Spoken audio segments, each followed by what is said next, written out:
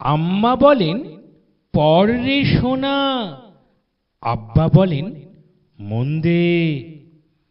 পাঠে আমার মন বসে না, কাঁঠাল চাপার গন্ধে। আমার কেবল ইচ্ছে জাগে নদীর কাছে থাকতে, বকুল ডালে লুকিয়ে থেকে পাখির মতো ডাকতে। সবাই যখন ঘুমিয়ে পড়ে কর্ণফুলীর কুলটায়, দুধ ভরা ওই চাঁদের বাটি ফেরেশতারা উল্টায়।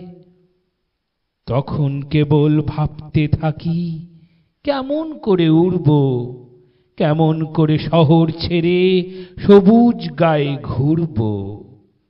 তোমরা যখন শিখছ পড়া মানুষ হওয়ার জন্য, আমি না হয় পাখি হব, পাখির মতো বন্য।